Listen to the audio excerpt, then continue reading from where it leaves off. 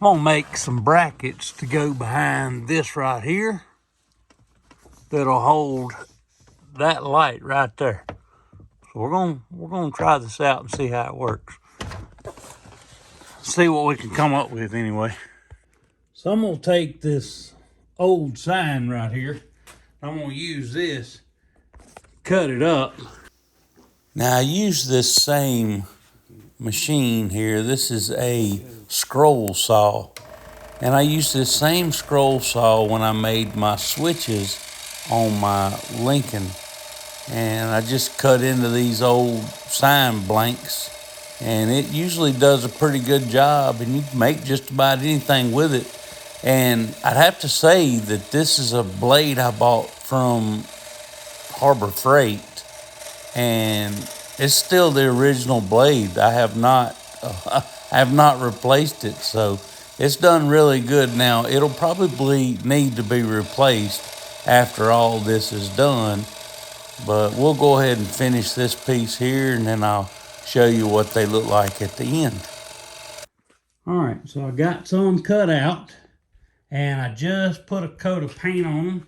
So I'm gonna let these dry, and then we'll flip them over, and we'll paint the other side after this side cures good. But we've got some brackets made now, and they're going to go in there, I think, okay for the most part. So we're going to try it out and see. Well, I got the brackets put on. That's what they look like right there. And I just drilled a hole in them, screwed them to this light that goes in here. It's hard to see in here because the sun is so bright today. But anyway, they just slide right up underneath your visors, and that's how I kind of made them. And you saw how I bent them when I was painting them. But that holds my light up there on the windshield. Now I'm fixing to go wire it in. This here is a wire that I had. It was running to a light that was in the front, but it was a red and blue light, and I no longer want that. So I'm gonna open this up right here. And this one here is the ribbed. This is the ribbed light, or the ribbed wire coming from the new light bar. And the ribbed wire, I know, is the positive. So we're gonna cut this and kind of snap it. Sometimes you gotta use a pair of pliers to pull them off, like so. I want to get a different pair of pliers, but those little pieces, they'll eventually come out just like that right there.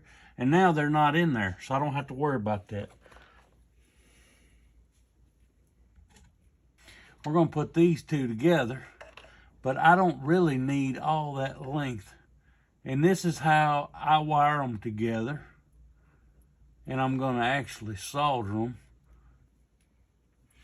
Go ahead and do the other one while I'm at it. And sometimes you can just break them with your fingers. And all of those come out. All right, now let's slide that on there. That's going to be the heat shrink. And double check it again. This is the ribbed one. And this is the other end here. I made these a little bit long.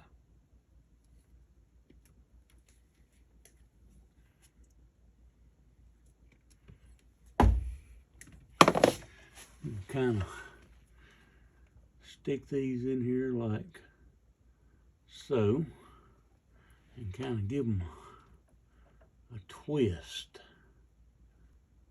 Okay, now I got that set.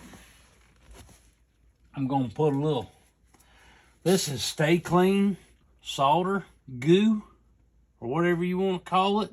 It's a flux, and what it does is it makes that solder kind of suck right into it, you know, which is a good thing. That's what you want. We're going to call this salve from now on. So if you watch my channel, you hear me say salve, that's what I'm talking about. I'm going to put that right there just because that's right underneath it. I'm going to get our little solder out. And I'm going to get the iron heated up. This little iron here has a light on it. So if you're in a dark area and you don't have a big light, you can put this on there.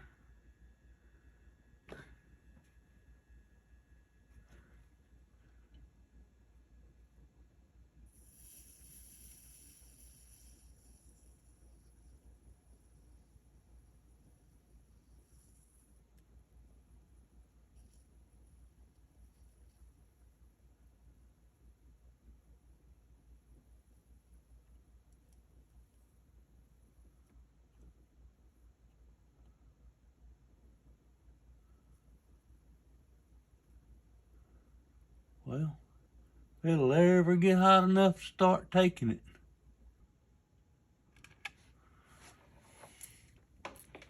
Move this under here where I don't get my arm into it. That would be bad, wouldn't it? Alrighty. And that'll go over that, just about like that right there.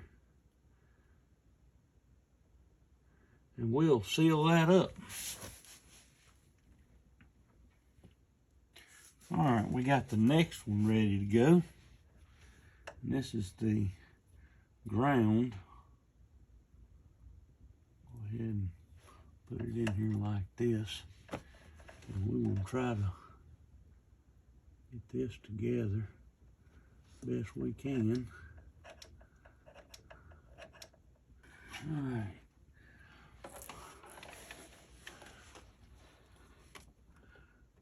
Try to solder this up now.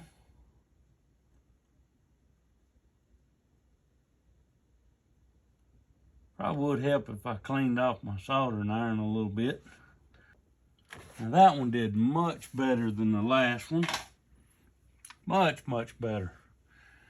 All right, so let's go ahead and what I'm doing here is I'm just pressing it down a little bit to make sure there's no burrs, so when I heat up my heat shrink, it don't poke through the heat shrink. Won't do no good to seal it up if it's poking through when you heat it up. You can take an old lighter that you find outside in the road somewhere and go ahead and get rid of this thing here on the top. You don't need it. That's a child safety thing. And just take your lighter and just heat it up. And it should compress good. Now, if you have a heat gun, use a heat gun.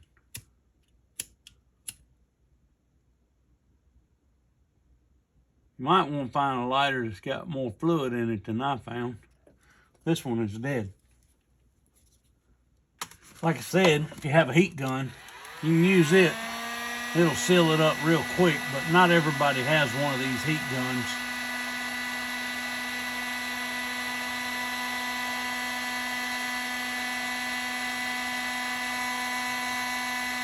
I'll make quick work of it. You can watch how it does it. It does get kind of warm, so you want to make sure you don't put it up against anything that it'll burn, because it'll melt the crap out of everything. Put that down there so that can cool off a little bit. You want to get all this hot stuff. Now, we should be able to flip our lights on and try it out. All right, I went back through and I made sure they were grounded good. Now all the lights are working. Yeah. Walk around here and you'll see.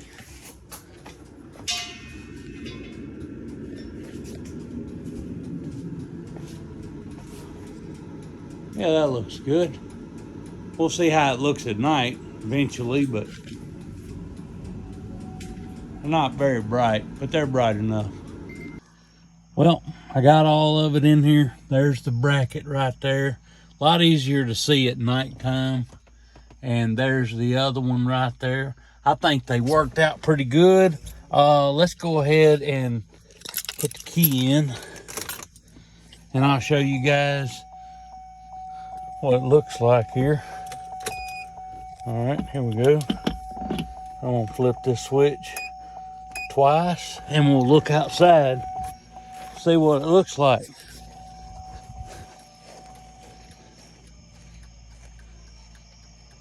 That's pretty good.